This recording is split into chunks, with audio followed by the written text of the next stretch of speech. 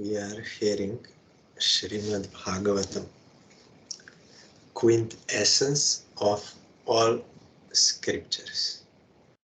Vyasadeva wrote it at the end, after getting full mature realization. Then he collected the essence of everything in Bhagavatam for the satisfaction of Krishna.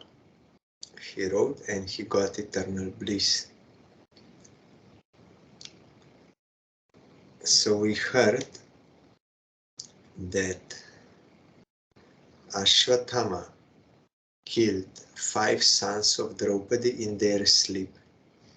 Then Arjuna promised her that he will kill him, and he went after him.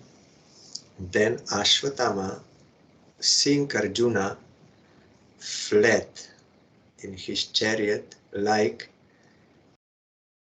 Brahma fled in fear of Shiva. And another example was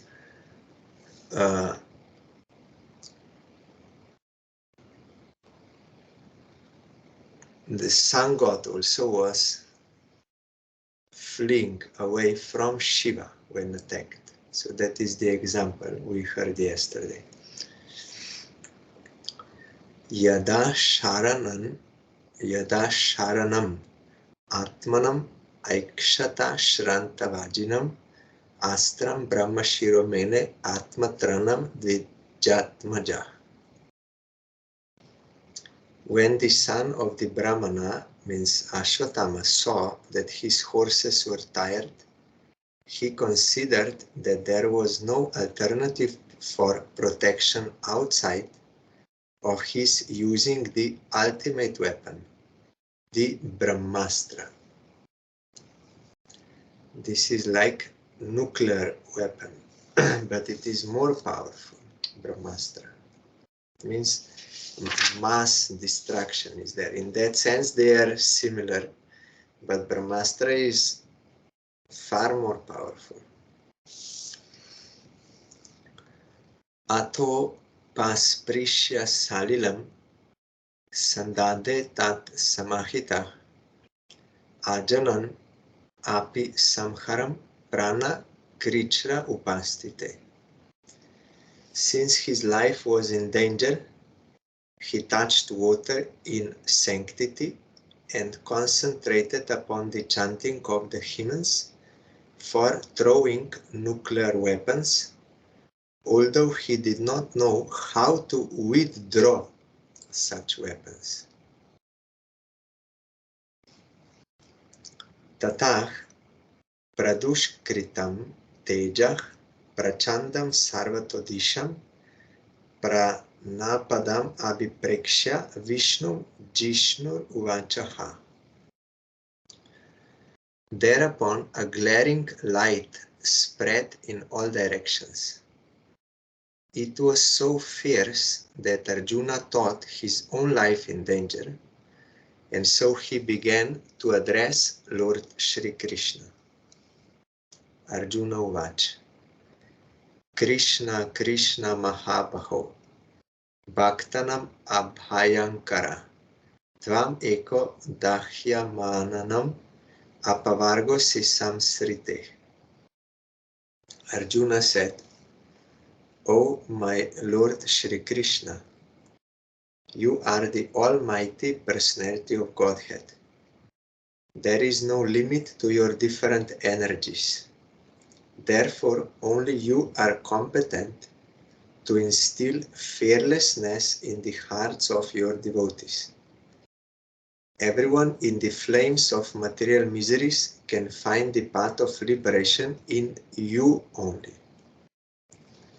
Krishna, this is part of Sharanagati. Krishna is the only protector and only maintainer, actually, because nothing can happen without his will.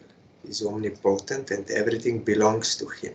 He may give through some other instruments or protect through some other instrument, but ultimately it is he who decides about that. So those who are devotees, when they take absolute shelter of Krishna, they are the only ones who can be actually fearless, without anxiety. Like child, when he's in small child, he does not know, is not aware so much. But when he is in the lap of father or mother, then he feels no fear, he feels protected. So imagine that your father or mother, they are the owners of everything. Krishna is the owner of everything. And Krishna is omnipotent. Nothing can happen without his will. So if I am a child in the lap of Father Krishna or Mother Krishna, can there be any anxiety? Everything belongs to Krishna. So if you are in the shelter and you feel Krishna is maintainer and protector, then there can be no fear. Or, like Gurudev said, by the fruit we can know the tree. If I have fear, if I have anxiety, worries, it means I am not unconditionally surrendered to Krishna. I'm still in some false, in some illusion. Tvam adyah purushah shakshat ishvarah prakriteh para mayam vyudasya chichaktya kaivalya stita atmani. You are the original personality of Godhead who expands himself all over the creations and is transcendental to material energy. You have cast away the effects of the material energy by dint of your spiritual potency. You are always situated in eternal bliss and transcendental knowledge. When light comes, darkness cannot remain. And all problems created by darkness also cannot remain. Like in nighttime, many robbers, they are going and stealing all this. But when sun comes, then they all disperse, being afraid they will be seen or caught.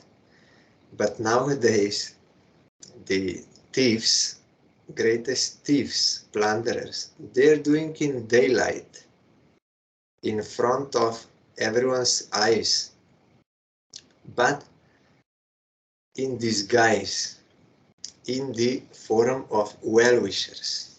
They're doing this in daylight, and no one means many cannot see through their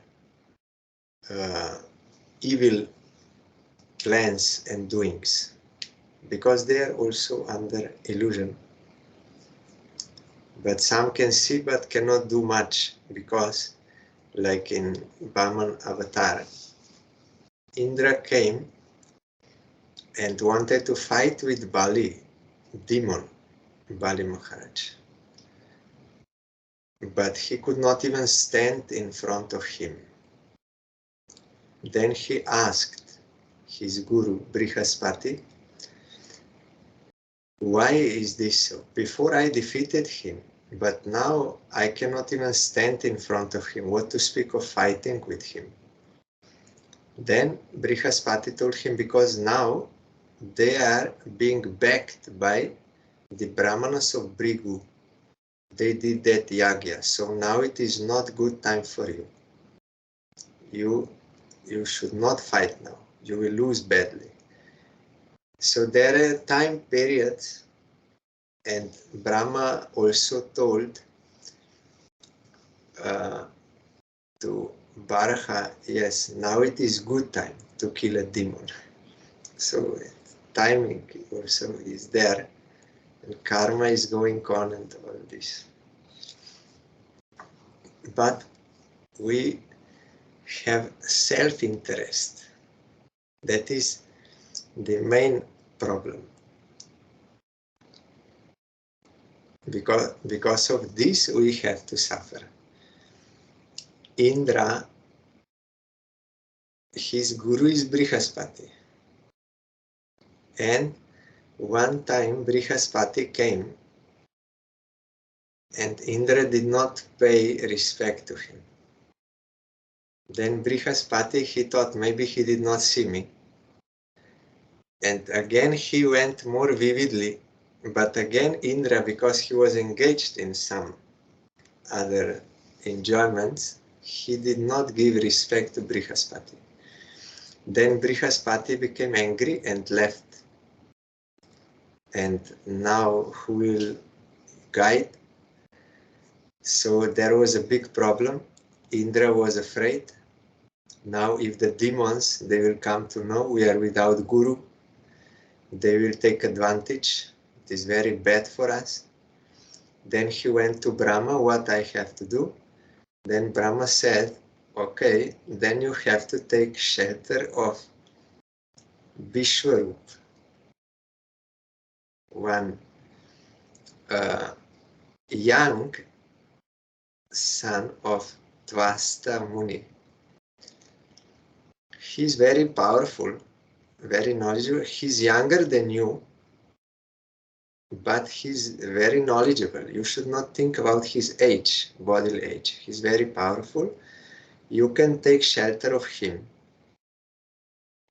Then, but there is one thing. He has some weakness for demons also.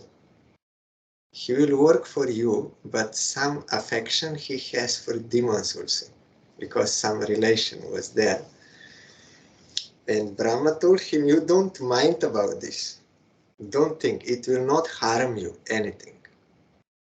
So Indra went and took mantra from him, became guru. He became his guru, new.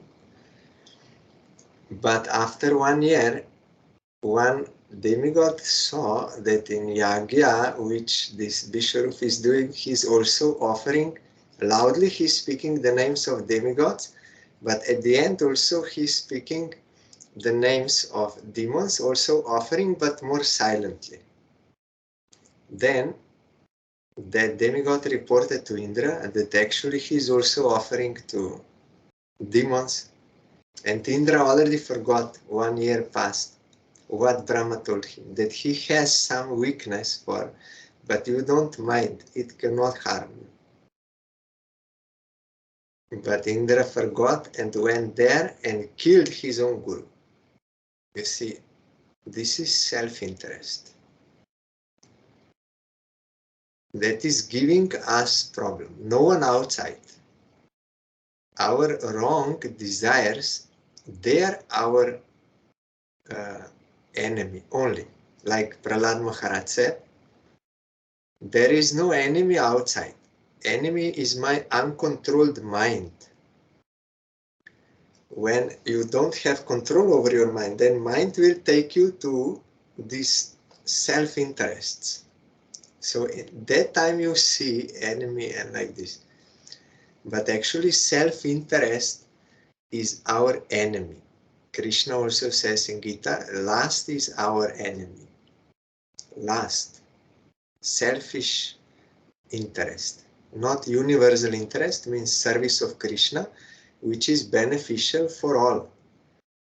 But when we deviate from that, then we have selfish interest that is actually giving us trouble and ultimately suffering, not anything else. So we have to rectify ourselves.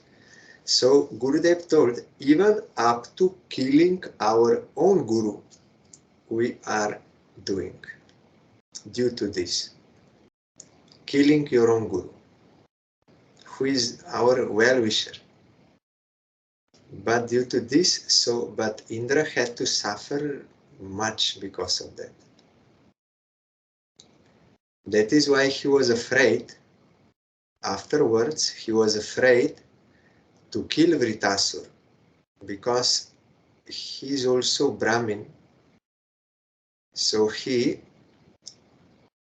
was hesitant. Already I killed one Brahmin and I had to suffer so much for thousands of years. So he was hesitant. So that topic will come later. But the point is, when Krishna appears by his spiritual potency, then that will cast away the effects of material energy. Like we have to call Krishna from the core of heart. Then when Krishna will appear in our heart, then all darkness will be removed. You cannot remove darkness otherwise, and all the problems created by darkness. And what is darkness? Means in Chaitanya Charitamrita we were hearing are these desires for dharma, artha, kama, moksha. These selfish desires, they are darkness of ignorance. So that is giving us trouble. And Gaur Nityananda also, they appeared to remove that darkness. False conception of self and false desires, that is the problem. Due to aversion to Krishna. So when we become inclined, then that is the actual solution to all problems. We are hearing from Gurudev, but not doing. That is the problem. That is why we are in problem. We are hearing, means I am hearing many times and speaking also many times and explaining to others, but I am not doing. So how I can get the result?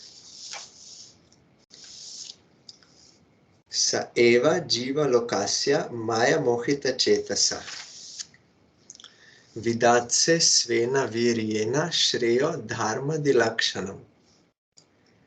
And yet, though you are beyond the purview of the material energy, you execute the 4 principles of liberation characterized by religion and so on for the ultimate good of the conditioned souls.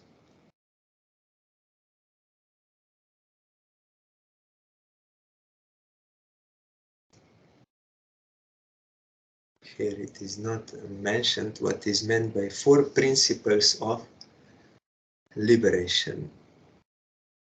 Shriya, ultimate. Here, Srila Srimaji is saying, the personality of Godhead, Shri Krishna, out of his causeless mercy, descends on the manifested world without being influenced by the material modes of nature. He is eternally beyond the material manifestations. He descends out of his causeless mercy only to reclaim the fallen souls who are captivated by the illusory energy. They are attacked by material energy and they want to enjoy her under false pretexts, although in essence the living entity is unable to enjoy. One is eternally the servitor of the Lord, and when he forgets this position, he thinks of enjoying the material world, but factually he is in illusion. We also become Mayadas. We think we are enjoyer, but we are servants of Maya, 24 hours. The Lord descends to eradicate this false sense of enjoyment and thus reclaim conditioned souls back to Godhead. That is the all-merciful nature of the Lord for the fallen souls. His name also he is descending, so we have to receive him.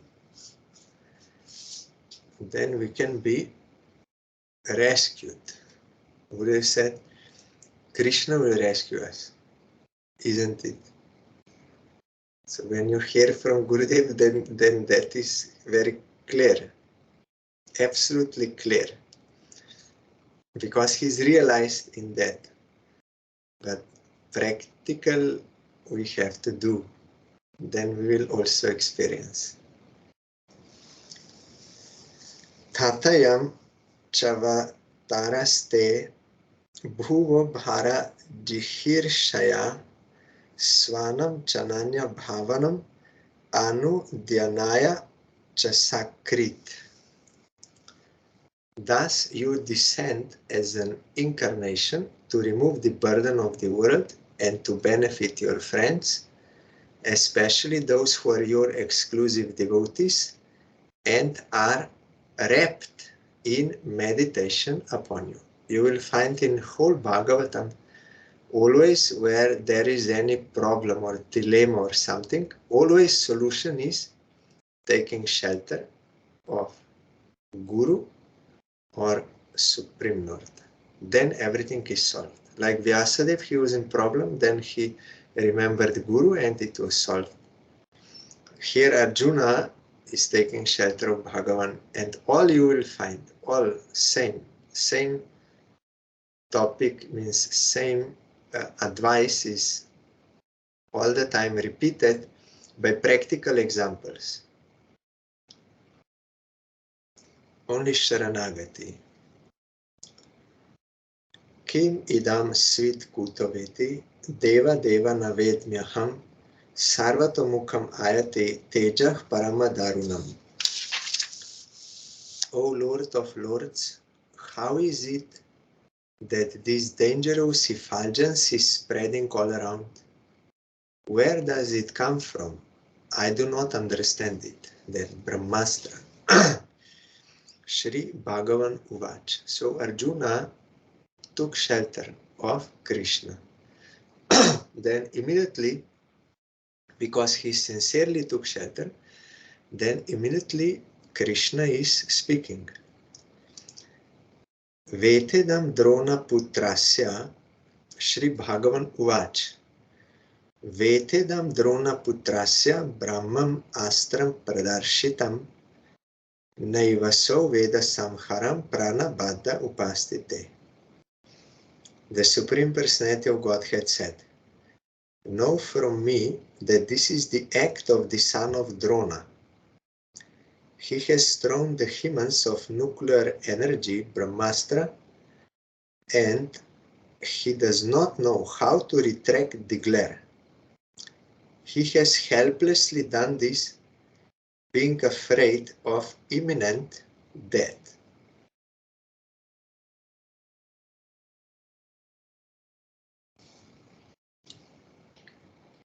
Na hyasya nyatamam kinchit astram pratya vakarshanam jahyastra teja unadham astra gyohyastra tejasa. O Arjuna, only another Brahmastra can counteract this weapon. Since you are expert in the military science, subdue this weapon's glare with the power of your own weapon. Sutta Uvach. Shrutva Bhagavata Proktam Phalgunah Paraviraha Sprishtva Parikramya Brahmam Brahmastram Sandadhe. Sri Sutta Goswami said, hearing this from the personality of Godhead, Arjuna touched water for purification, and after circumambulating Lord Shri Krishna, he cast his Brahmastra weapon to counteract the other one. So Krishna immediately gives perfect solution. Or Guru. Guru is one with Krishna. When we take shelter of Guru, Gurudev will always give perfect solution, perfect reply. But we have to be open. If I think, no, I know everything, so I will try, then why he will say anything? Only when we are really taking shelter, sincerely, from the heart, really wanting to hear from him, then he is very eager to speak, but we are not ready to listen. That is the problem. Like sun is always giving light by nature. Like that, Guru is always merciful by nature. No need to tell him, Guru, please be merciful. He is all the time our well-wisher, merciful, and always ready to guide us. But we don't open ourselves. We don't like to be guided, because I know what is best. I know, and I have strength, I have money, I have beauty, I have everything. So then, but if we take shelter sincerely, then immediately there is response. And that is always perfect solution. Beneficial for all, because Gurudev is established in universal good.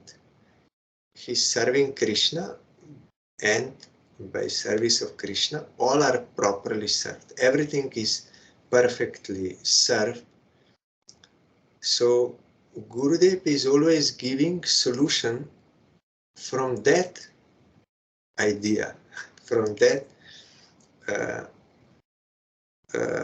how to say, from that action, what is for the service of Krishna.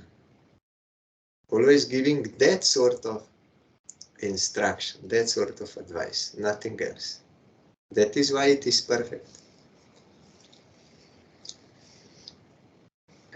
Even if you try to argue with Gurudev, no, but I think you cannot move him from that position, because he's not foolish.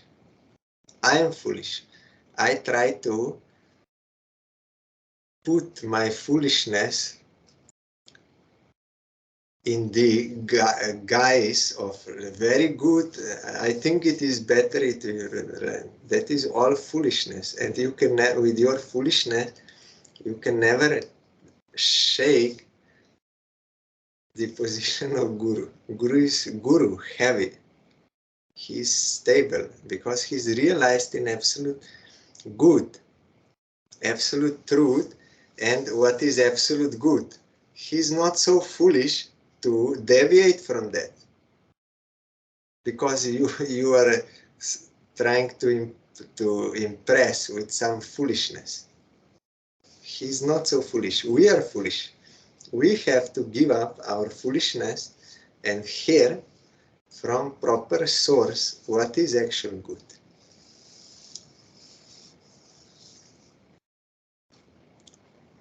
Samhatya nyonyam ubhayos tejasi shara samvrite avritya rodasi khamcha vavridaterka vahnivat. When the rays of the two Brahmastras combined, a great circle of fire, like the disk of the sun, covered all outer space and the whole firmament of planets. Trishtvastra tejas tutayos, trilokan pradahan mahat, dahyamanah prajah sarva, samvartakam amamsata. All the population of the three worlds was scorched by the combined heat of the weapons. Everyone was reminded of this Samvartaka fire, which takes place at the time of annihilation, where everything is destroyed. That is by fire. Prajo padravam alakshya loka vyati karam chatam matam cha vasudevasya sanjahararjuno dvayam. Sagya. No, sanjahararjuno dvayam.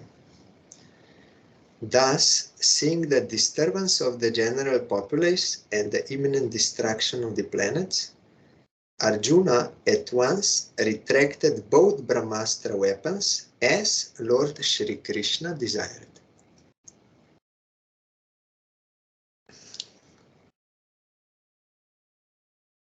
Yes, this is also here in the commentary. The theory that the modern atomic bomb explosions can annihilate the world is childish imagination. First of all, the atomic energy is not powerful enough to destroy the world. And secondly, ultimately it all rests on the supreme will of the Supreme Lord, because without his will or sanction, nothing can be built up or destroyed. It is foolish also to think that natural laws are ultimately powerful. Material nature's law works under the direction of the Lord, as confirmed in Bhagavad Gita. The Lord says that natural law works under his supervision. The world can be destroyed only by the will of the Lord, and not by the whims of tiny politicians. Lord Shri Krishna desired that the weapons released by both Drauni and Arjuna be withdrawn, and it was carried out by Arjuna at once. Similarly, there are many agents of the all-powerful Lord, and by his will only can one execute what he desires. So ultimately it depends on Krishna. He is creating, he is destroying, and both demigods and demons are getting power from him. So it is going on all the time in this world. According to the karma of people, Krishna also told to demigods, now I will not come, because Hiranyakashipu got that boon from Brahma. So I will tolerate.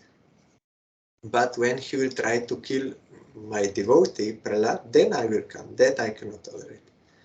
But so, devotees means devotion is the only solution. Krishna told 2 times, he said, now I will not come, because you are praying to me, demigods. And later, when he killed Hiranyakashipu, they were offering prayers. Again, Nrsimhavan did not accept them. He became angry. He said, because you are not going to Prahlad. You are coming to me. You are not going to Prahlad. He is innocent.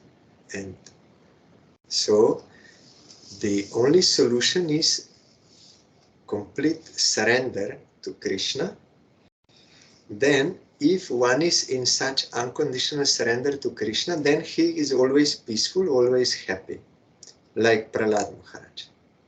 Even in such environment, he is always peaceful and happy, because he is in the shelter, in the lap of Supreme Lord, who is omnipotent. Nothing can happen without his will. Ambarish Maharaj also, he thought, yes, nothing can happen without the will of Supreme Lord. If I have to be punished, yes. Ambarish, the Parikshit Maharaj also, we will see, he had the power to counteract that curse, but he did not. He thought it is the punishment of Supreme Lord, which means it is his grace. So everything is in Krishna's hand. Nothing is out of control. But Krishna is giving the fruits of our actions. That does not mean that no one will die, no. Everyone getting the fruits of their actions to learn from that being averse to Krishna is not good. But immediately when one can surrender to Krishna unconditionally, according to that verse, which Krishna himself spoke through Brahma, the Tatenu Kampam, one who sees the mercy of Krishna in all circumstances, does not blame anyone for any thing he is undergoing, and he is completely surrendering to Krishna by body, words, and heart. Such a person is immediately liberated from all suffering. He is never telling Krishna, you release me from my karma. No. Why? Krishna is not my servant. I'm his servant. I did wrong actions. I'm ready to get that. Because he is ready and he's unconditionally surrendered to Krishna as his servant, then immediately, automatically, Krishna destroys all his suffering, everything he destroys. Because already now he rectified his mistake, aversion to Krishna. So what is the use of further suffering? No use. He already got it, and he changed himself. So no need for any bad result, because he is already, and Krishna is not angry and holding grudge. Oh, you were worse to me so many years, and now you are surrendering to me. So no, I will not accept. No, immediately when you change from inside your heart, immediately a result is there.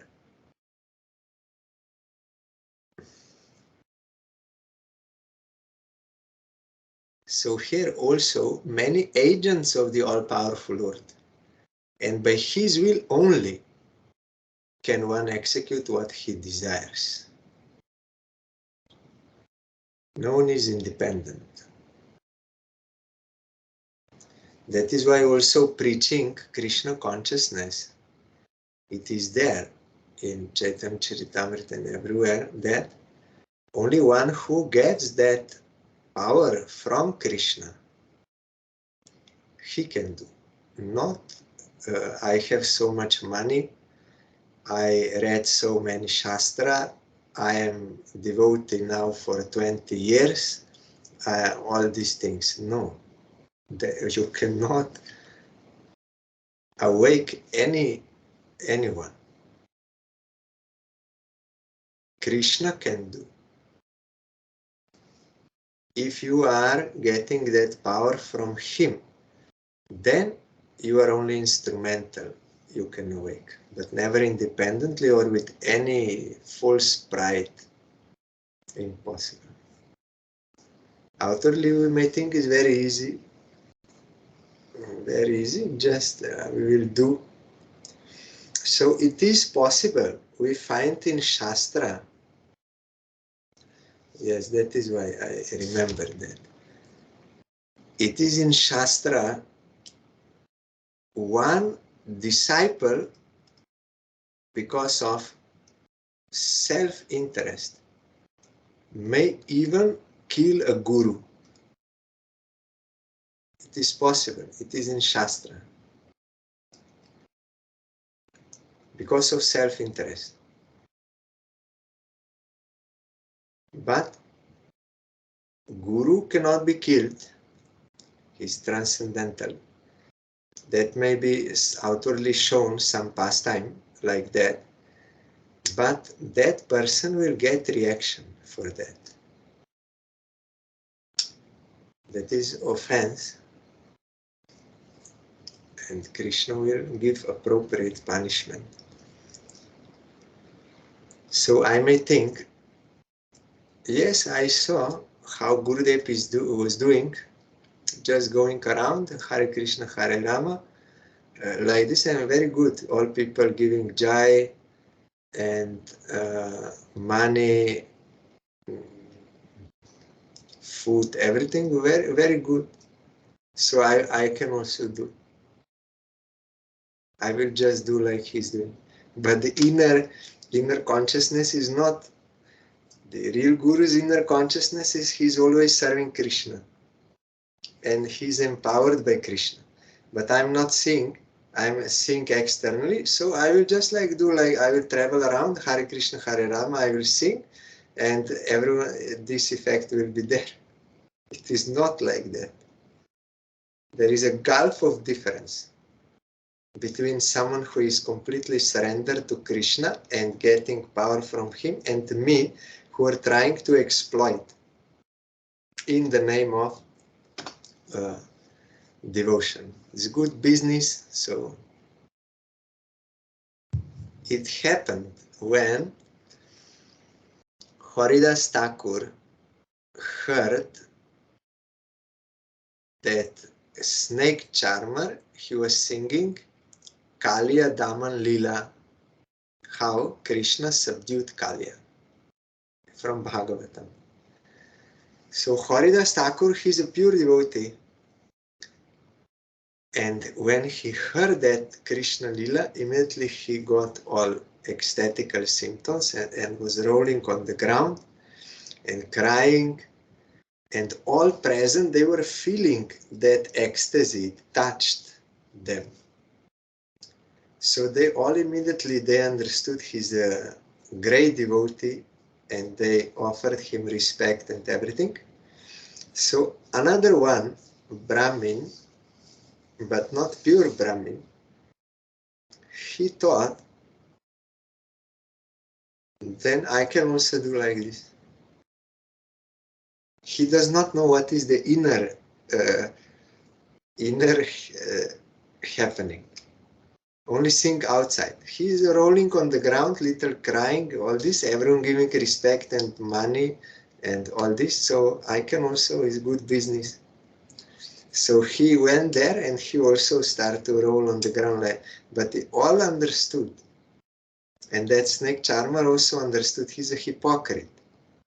There is not same vibration is coming. So he beat him, that snake charmer.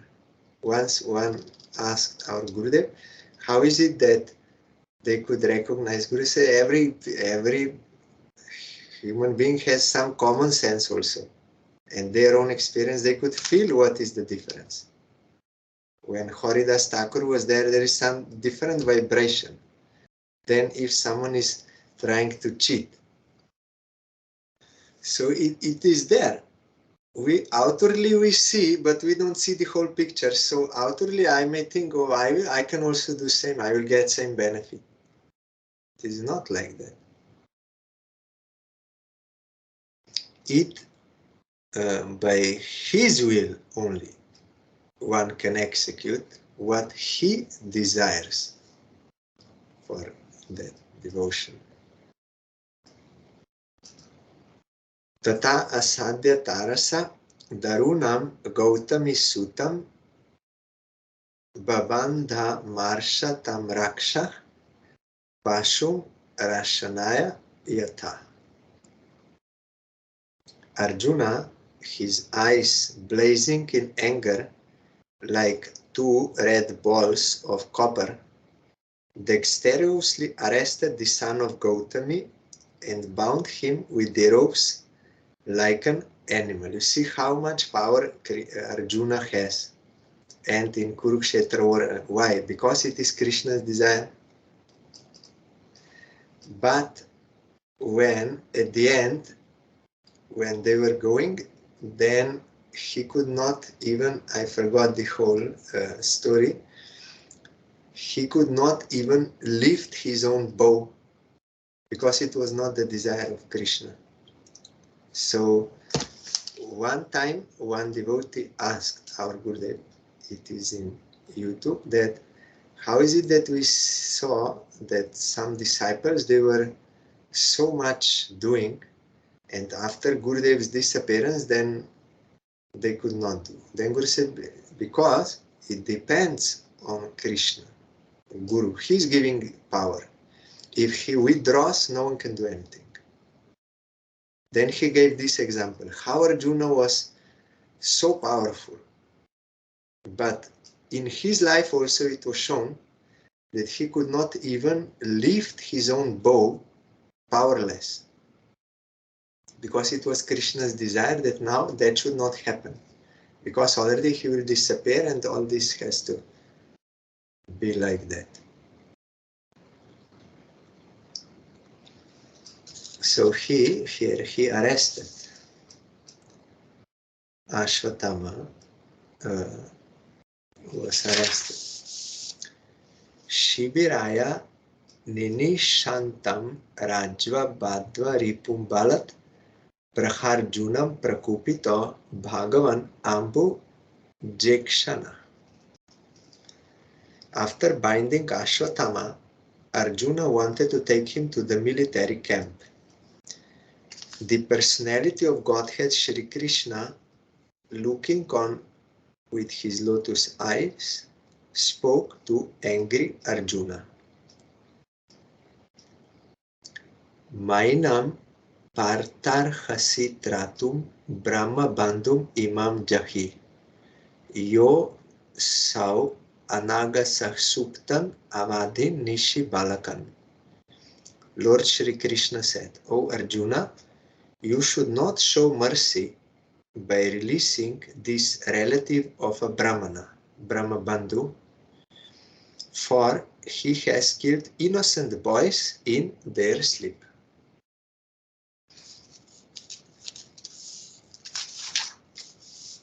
Matam pramatam unmatam suptam balam striyam jaram prapannam viratam bhitam naripum hanti dharmavit.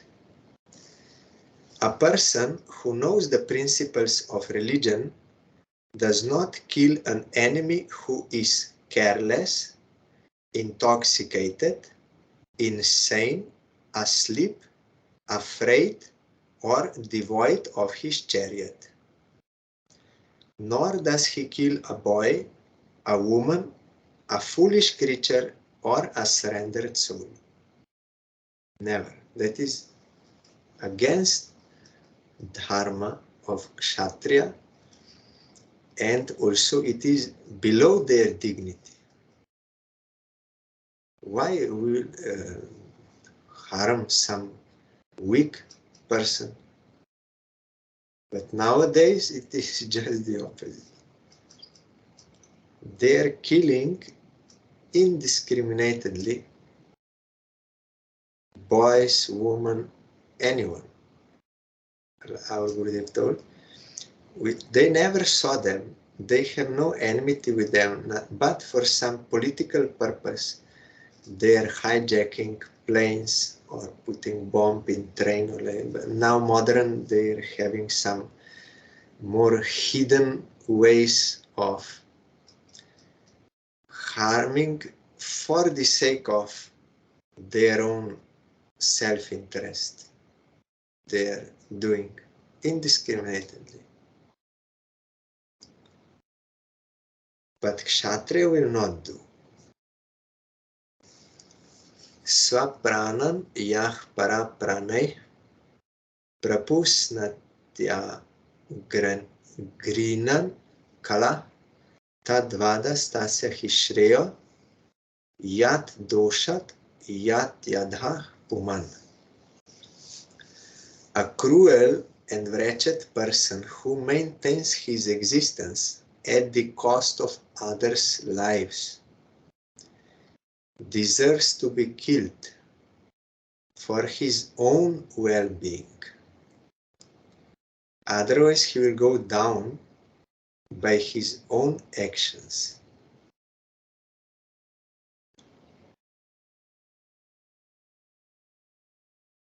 Here in commentary, a life for a life is just punishment for a person who cruelly and shamelessly lives at the cost of another's life, or for some gain, for money or for something they are doing. Knowingly, they know it will harm, but they prefer to get that.